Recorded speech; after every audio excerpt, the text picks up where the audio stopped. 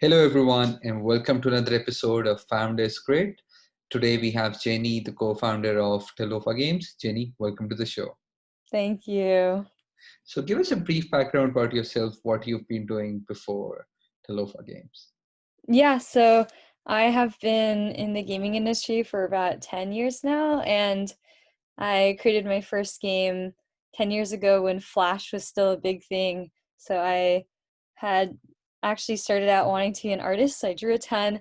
I posted on sites like deviantart.com and slowly started to transition into more of the gaming direction, posting my first Flash games on sites like congregate.com, DeviantArt, Newgrounds, all those early Flash portals. But what really was the most intriguing part of it all was seeing people react to what I created. So around 2015, I started a company called JCSoft where I Okay. actually posted a bunch of mobile games, and getting people into my games was it was really interesting because I could really quickly test what people liked by posting those Flash games on Congregate on those very easily accessible sites and then funneling them into my mobile games, seeing them making YouTube videos. It all was part of the reason why I kept making games. Just seeing someone's comments saying that the game made their day, or they that they scared their 5-year-old sibling with my game. It just made me feel like I had an impact on the world, and I really love just developing games, developing content for people. So I worked on JCSoft for the last 5 years or so, and one of the games, Jump Scare Factory, got to the top 8 game on the Google Play top free games. So that whole process of kind of seeing the game just start out as a concept to getting thousands and tens of thousands and then millions of downloads was a really, I'd say, thrilling but also humbling process that made me love the gaming industry a lot more and made me feel like, as a more introverted person too, that what I worked on could actually strike a chord with people. And that's what brought me to Talofa Games, where like now I'm actually working on a bigger, larger social augmented reality running game. So that game takes all my experience in gaming and also combines it with 10 years of my running, long distance running obsession. So kind of taking these two interests of mine and really trying to find that middle ground to make something that will make people healthier. Okay. And how's the journey so far at Talofa? Yeah, it's in, I think for me, growing the team and actually working with a lot more people has been a whole new process, because with JCSoft, I was working as a one-person studio, the help of my family to help me actually do a little bit of the design beta testing, but now actually for the first time hiring on people, working with people, and in these times working remotely with people for almost the first time. So that whole process has been thrilling, fun, scary, overwhelming at times. Okay. But for me, working on a larger game, working on something that's got some funding as well is, I think, very exciting. And it's a whole growth process for me as well as an entrepreneur. So when it comes down to creativity, everyone says that, creative teams put them in a room together, or the one pizza rule, so Yeah. but now, since everyone has been forced to go remote, do you think creativity can be achieved online as well? hmm I think that you do lose a lot of the serendipity of being in an office together, having that creative spark, and then immediately turning around and talking to your team about that.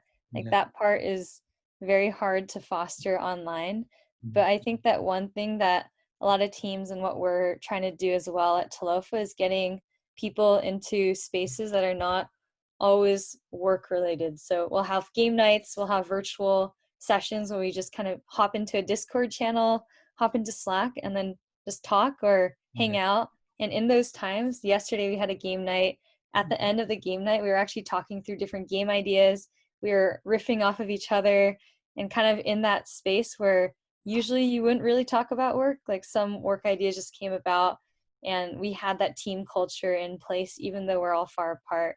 So that kind of gave me a lot more hope for the fact that even if you are remote, if you introduce periods of time where you don't have to set up an actual meeting, it can just be hanging out like those can still happen online, and a lot of the times that's when the creative stuff comes out, not always when you're having your daily stand up or having your calls about a specific work issue can these things come out.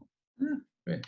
So any three last question, any three pieces of advice you would give to other founders who are into game development of how to manage teams in a much more efficient way, and how to be the best at it?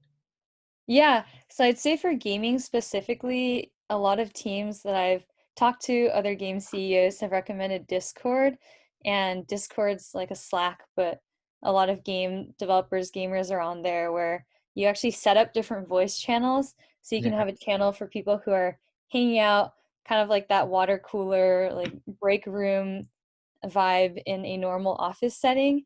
And almost by creating different voice channels, emulating the office layout, you can create a little bit of that spontaneity, a little bit of that uh, office culture without actually being in the office. So having a channel for people who are just hanging out, a channel for people who are working hard. So like a library channel where everyone's supposed to be quiet, but you're working, and if you have a question, you can say it, but it's meant to be more of that focus zone. And then another place where people can jump in, have meetings together, other people can jump in if they want. And that kind of structure, having an office set up even remotely, I think has helped a lot of my fellow CEOs, founders manage their teams. And in general as well, just being able to keep up little team traditions like jumping on weekly hangouts, game nights, that has worked a lot for us. And then being really good about stand-ups and making sure that the little wins are being celebrated, even if you aren't in the same space, making sure that people, when they do something, when they accomplish something in your Slack channels or over email, really shouting people out, making them feel recognized. Because I think one part about being remote is also the mental health side, and Yeah. people take it and react to it in different ways. And it's like really important too to realize that people are kind of adapting and accepting their current situation and dealing with it in many different ways. Some people picking up new jobs of being full-time stay-at-home parents as well as homeschooling. So kind of being able to manage that and recognizing people's struggles, I think even when remote, is also really important. Jenny, thank you so much for being on the show. It was great having you, but sorry we're keeping our podcast within 8 minutes. Otherwise, we would have loved to take it up to 1 hour. Thank you so much. Yeah, thanks for having me.